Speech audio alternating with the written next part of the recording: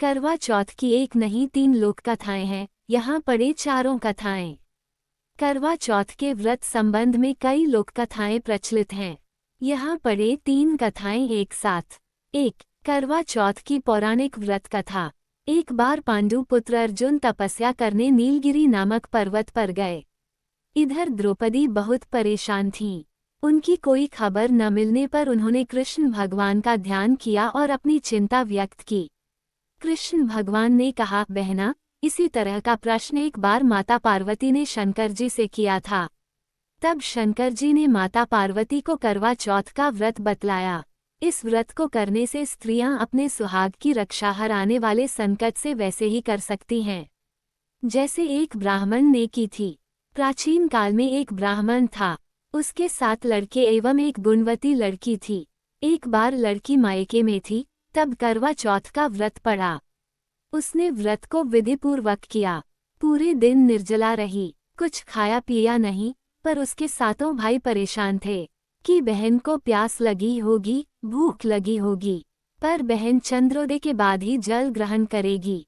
भाइयों से रहा नहीं गया। उन्होंने शाम होते ही बहन को बनावटी चंद्रोदय दिखा दिया।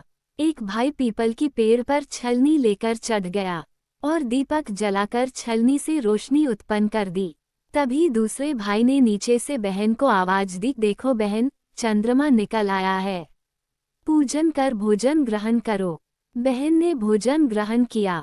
भोजन ग्रहण करते ही उसके पति की मृत्यु हो गई। अब वो दुखी हो विलाप करने लगी। तभी वहां से रानी इंद्राणी निकल रही थीं। उनसे उसका दुख न देखा गया।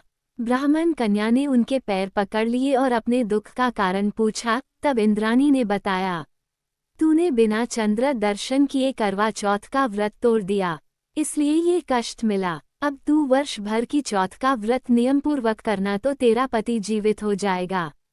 उसने इंद्राणी के कहे अनुसार चौथ व्रत किया तो पुनः सौभाग्यवती हो गई। इसलिए प्रत्येक स्त्री को अपने पति की दीर्घायु के लिए यह व्रत करना चाहिए। द्रौपदी ने यह व्रत किया और अर्जुन सकुशल मनोवांछित फल प्राप्त कर वापस लौट आए। तभी से अपने अखंड सुहाग के लिए हिंदू महिलाएं करवा चौथ व्रत करती हैं। 2. करवा चौथ की पौराणिक व्रत कथा। करवा चौथ माता की कहानी। एक बार की बात है। एक साहूकार के 7 बेटे और एक बेटी थी। बेटी का विवाह हो चुका था। बेटी अपने मायके में आई थी। बेटी का नाम करवा था। 7 भाई अपनी इस इकलौती करवा बहन को बहुत गहरा प्रेम करते थे।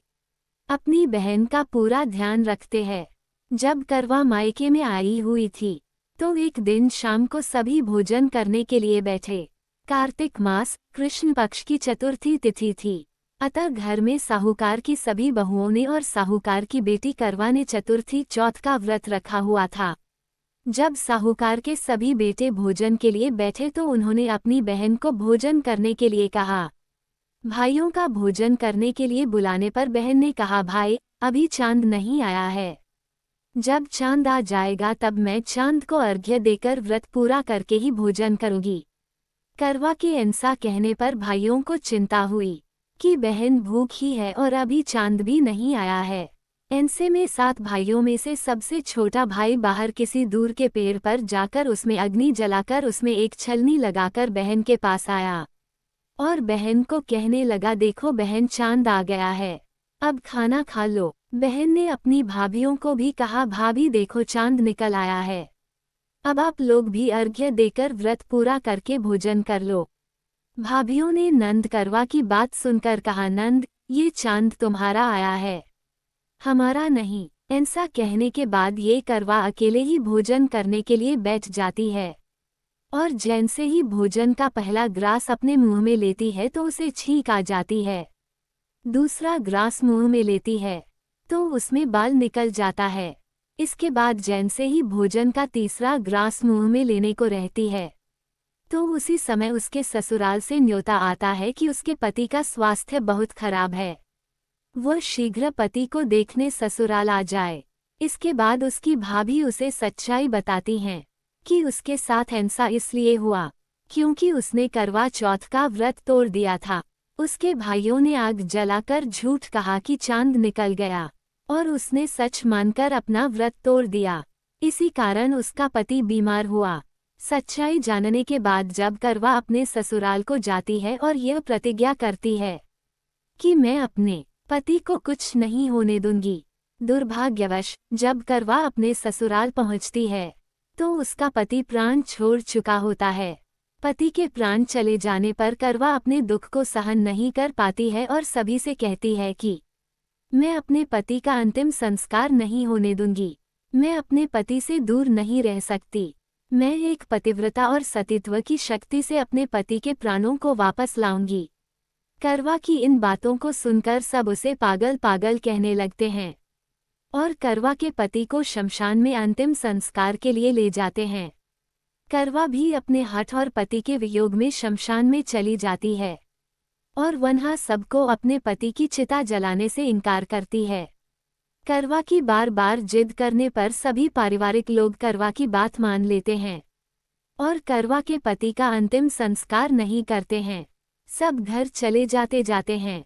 करवा अपने मृत पति को लेकर दूर कहीं एक झोपड़ी में रहने लगती है और अपने पति को जीवित करने के लिए भगवान की पूजा व्रत आदि करने लगती है।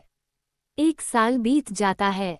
करवा उसी दिन का इंतजार करती है जब उसने अपने मायके में चतुर्थी का व्रत तोड़ा था। 1 वर्ष बीतने के बाद जब फिर से वही कार्तिक मास की चौथ चतुर्थी का दिन आता है तो करवा अपने पति के प्राणों के लिए निर्जला करवा चौथ का व्रत रखती है। करवा अपने पति को पुनर्जीवित करने के लिए मां जगदम्बा से प्रार्थना करती है कि मेरे पति के प्राणों को वापस लाएं, मुझे मेरा सुहाग वापस लौटाएं।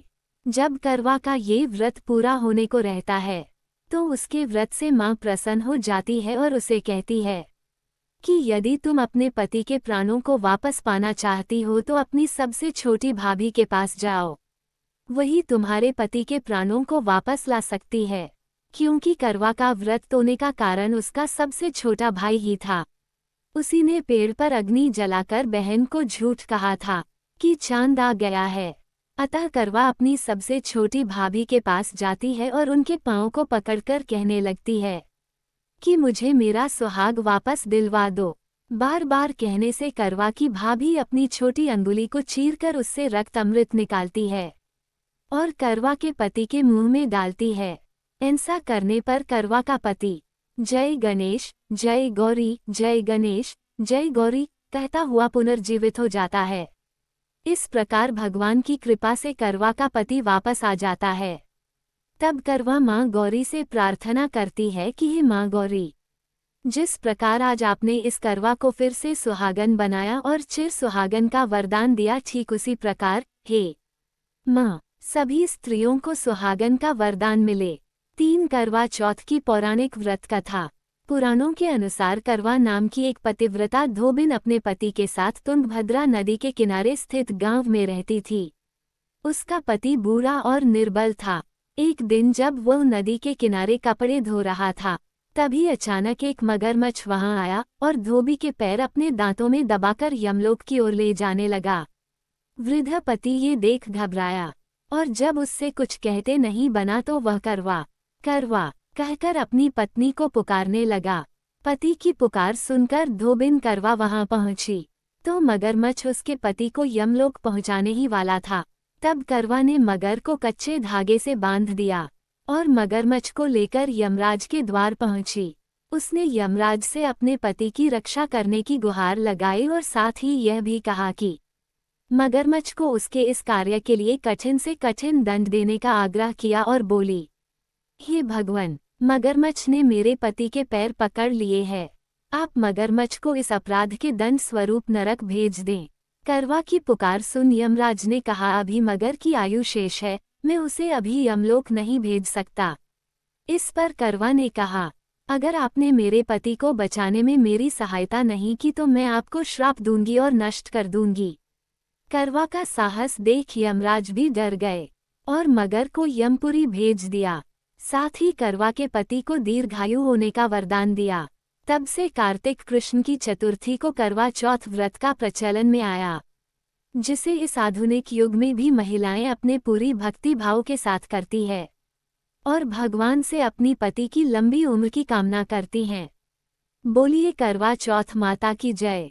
हे श्री गणेश माँ गौरी, जिस प्रकार करवा को चिर सुहागन का वरदान आपसे मिला है, वैसा ही सब सुहागिनों को मिले। प्यारी बहनों, प्यारे पाठकों, आपको ये चौथ माता की कहानी कैसी लगी? आप नीचे कमेंट बॉक्स में बताएं। इसमें कोई गलती हुई हो तो भी आप नीचे कमेंट बॉक्स पर जाकर बताएं।